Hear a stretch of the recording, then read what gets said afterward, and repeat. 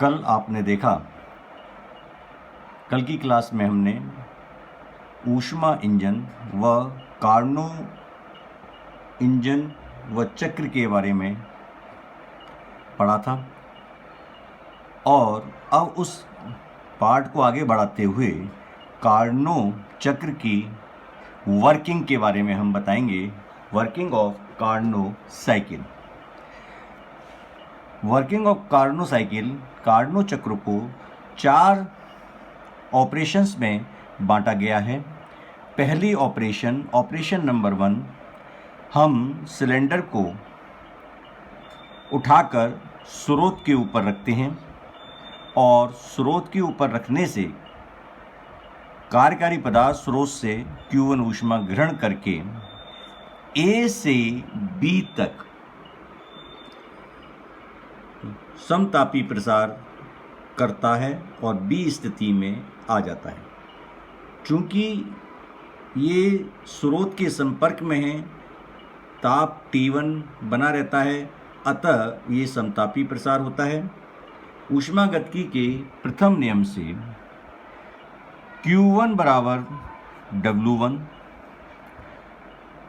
समाकलन V1 से V2 PdV PV is equal to RT होता है। चूँकि यहाँ टेम्परेचर T1 है तो RT1 V1 to V2 dV/V। Integration करने पर RT1 log E V2/V1। गणितीय रूप से हमें ये व्यंजक प्राप्त होता है। यदि हम ग्राफ से कार्य की गणना करें तो A से लंब डाल देंगे, B से लंब डालेंगे और क्षेत्रफल ABGFA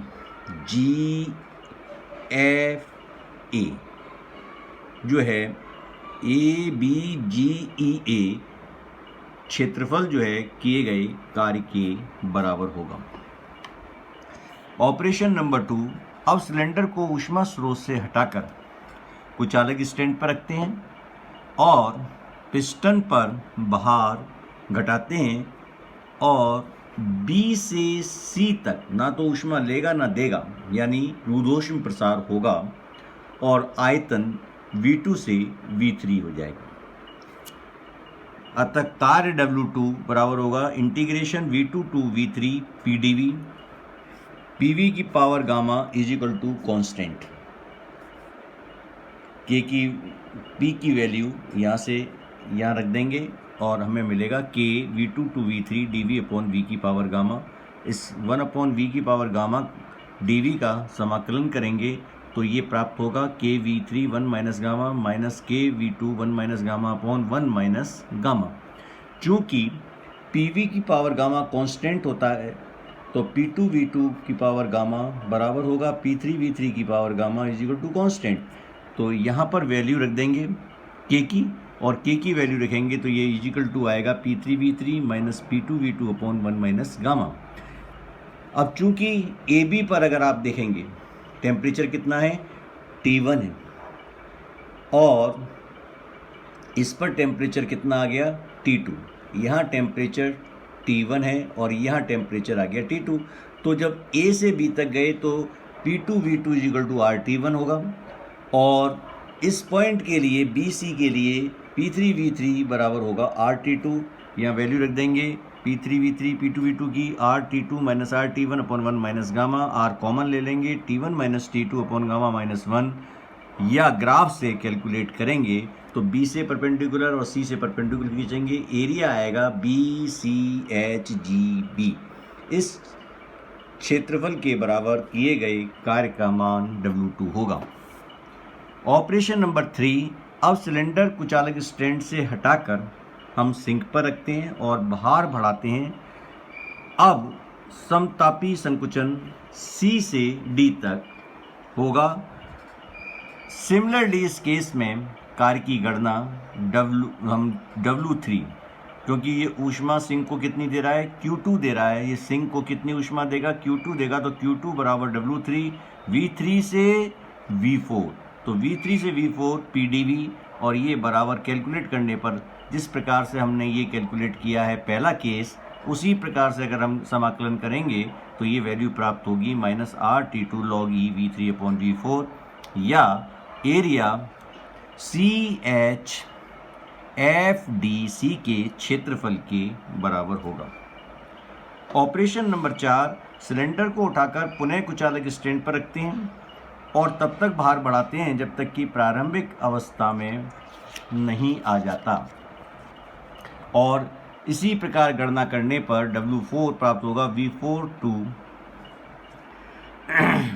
V1 minus RT1 minus T2 upon gamma minus 1, या एरिया DFEAD।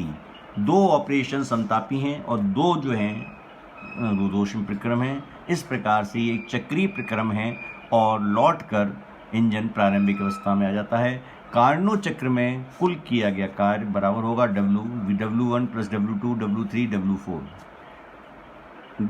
हम सबकी वैल्यू रख देंगे। RT1 log E V2 upon V1 plus RT1 minus T2 upon gamma minus 1 minus RT2 log E V3 upon V4 minus RT1 minus T2 gamma minus 1, समीकरण number इस। ये दो cancel हो जाएंगे एंड ये दो वैल्यू बचेंगी। चूंकि A और D एक ही रोधोष्म वक्र पर स्थित हैं, तो इस सूत्र से TV की power gamma minus 1 is equal to constant. A बिंदु पर टेम्परेचर T1 है और D पर T2 है, तो ये सूत्र हो जाएगा T1 V1 की power gamma minus 1 is equal to T2 V4 की पावर गामा माइनस 1। इससे हम T2 अपॉन T1 निकालेंगे, ये बराबर हो जाएगा V1 अपॉन V4 की पावर गामा माइनस 1। एक समीकरण बना दिया हमने। और इसी प्रकार B और C बिंदु को हम लेंगे, BC रोधोष्म वक्र पर ये स्थित हैं, इनके लिए भी यही सूत्र स्थापित लगेगा। T1 V2 की power gamma minus 1 is equal to T2 V3 की power gamma minus 1। T2 upon T1 इससे कैलकुलेट करने पर मिलेगा आपको V2 अपॉन V3। अब इन दो समीकरणों को देखिए, दोनों ही T2 अपॉन T1 की वैल्यू बता रहे हैं, तो इनको तुलना जब हम करेंगे, कंपेयर करेंगे, तो ये बराबर हो जाएगा V1 अपॉन V4 की power gamma minus 1 is equal to V2 upon V3 की power gamma minus 1। Gamma minus 1 हट जाएगा, V1 upon V4 is equal to V2 upon V3, और you can say V2 upon V1 is equal to V3 upon V4। अब आप वापस आइए समीकरण number 5 पर। यहाँ V2 अपॉन V1 है और यहाँ क्या है, V3 अपॉन V4।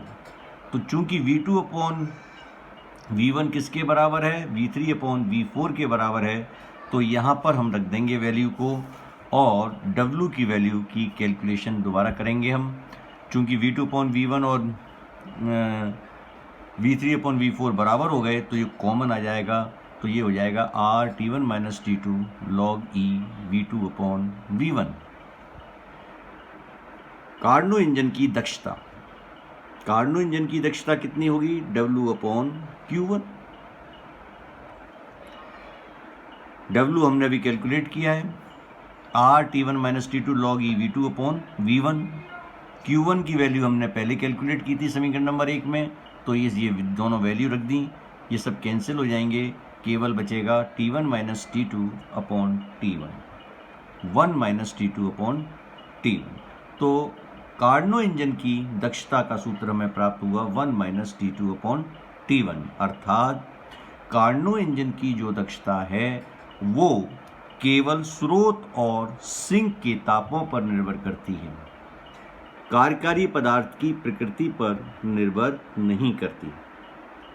सबसे इम्पोर्टेंट कंक्लूजन है कि स्रोत और सिंक के तापों पर कार्नो इंजन की दक्षता निर्भर करेगी।